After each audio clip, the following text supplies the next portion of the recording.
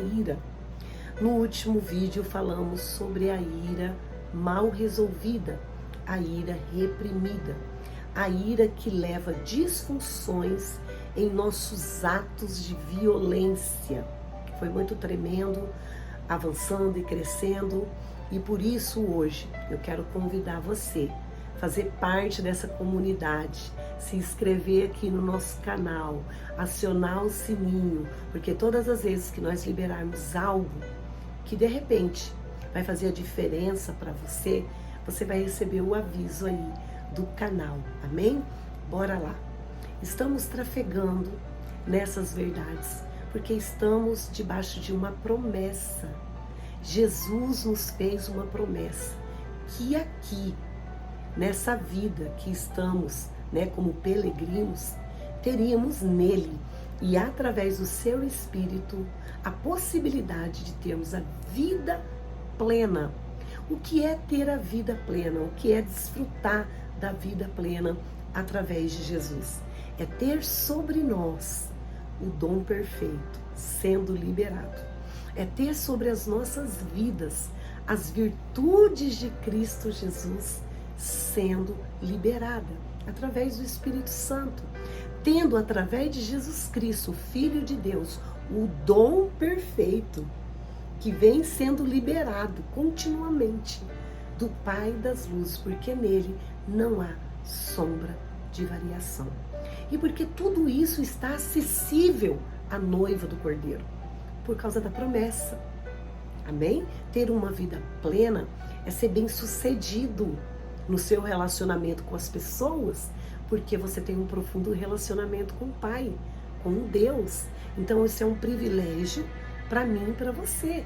Mas precisamos acreditar e romper com o muro da incredulidade, com o muro das dúvidas. Amém? Jesus não morreu naquela cruz em vão. Não. Na cruz, Deus liberou sobre nós N promessas e nós precisamos nos apropriar.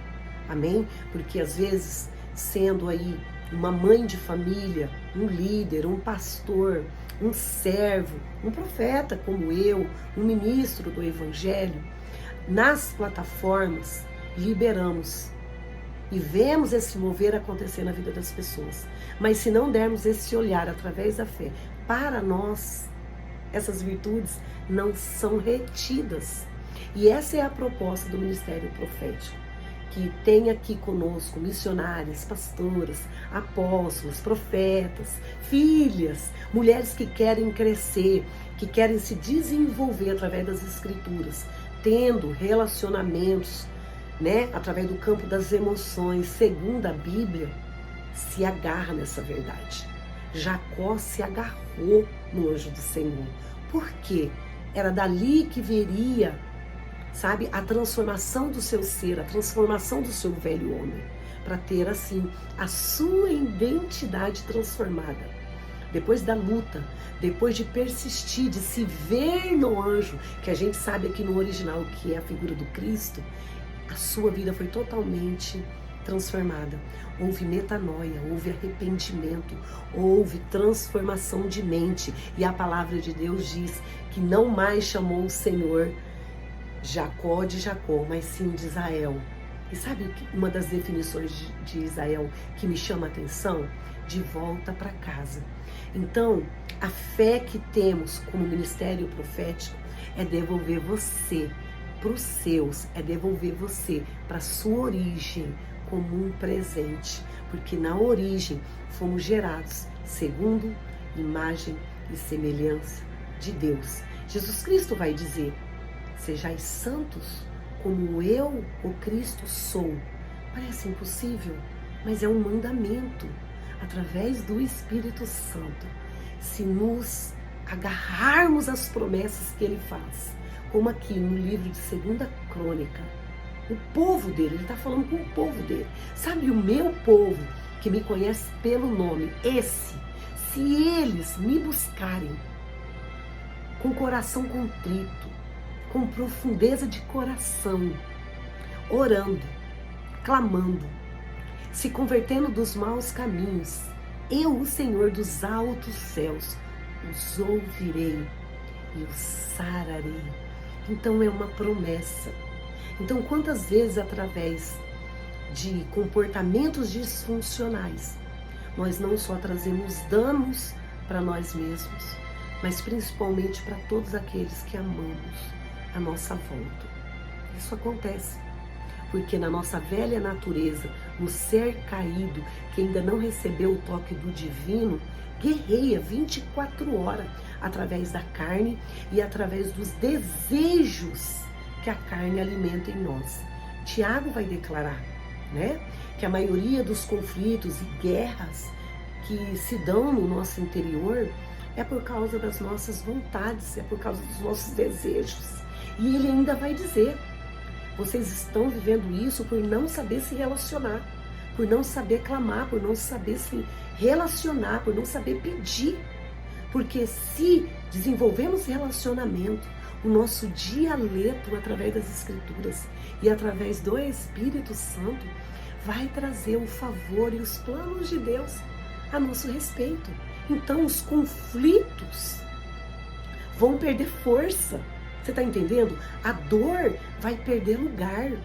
Amém? E as cicatrizes, amém? Presta atenção nisso. E as cicatrizes que você vai decidir hoje te levar a crescer, vai ser um testemunho na sua vida. Eu fui um irado, eu fui um homem violento, uma mulher violenta, eu fui uma pessoa rígida, eu fui uma pessoa legalista, mas eu tenho experimentado Jesus e segundo Jesus, eu tenho sido transformada. Jesus nos chamou para sermos transformados. Jesus não veio com a proposta, vamos mudar nessa área 50%? Nessa outra esfera 30%? Não. Jesus veio para trazer transformação para a minha e para a sua vida. Amém? Então, falando aqui de ira, né? Ira é o desejo ardente que nos leva a destruir ou atacar alguém ou situações que nos ameaçam.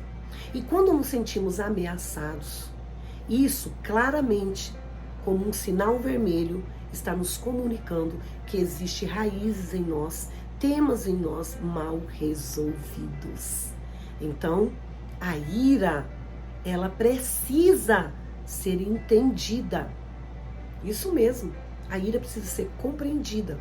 Eu e você, quando entendemos que no Cristo, que através dos princípios, podemos não mais ser governados por essas disfunções, nós vamos encontrar em pessoas que temem o Senhor, em ambientes que têm, né, os princípios como nutrição, esse lugar. Amém? Para confessarmos, para expressarmos todas essas disfunções.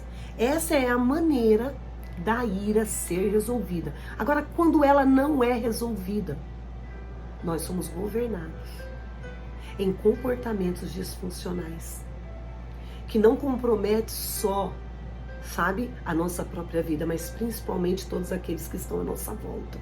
Então nós vamos falar hoje sobre a ira mal resolvida, amém?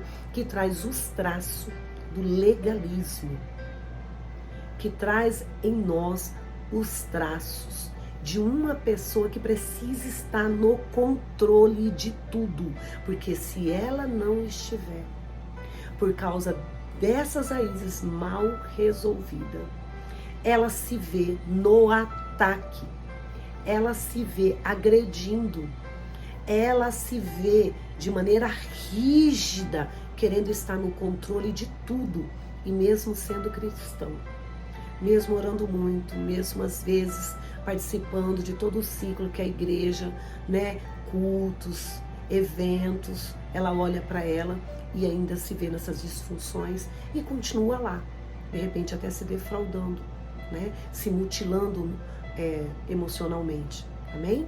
Então eu quero deixar bem claro aqui, busque um ambiente, busque pessoas sérias, aonde, quando a chama ardente, né, anunciar que ela está chegando, assim, para levar você a ter um pico de violência contra o outro e contra pessoas, e geralmente são as mais de perto, são as que a gente ama. Busque ajuda, Busque ajuda. Existe sim pessoas de Deus colocadas para olhar para você sem te julgar e sem te condenar, com o olhar de Cristo, amém? Vamos falar um pouquinho sobre os traços dessa pessoa.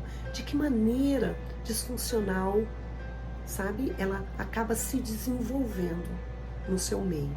Bom, uma pessoa assim, ela vai usar o perfeccionismo. Ela vai buscar sempre ser a melhor em tudo.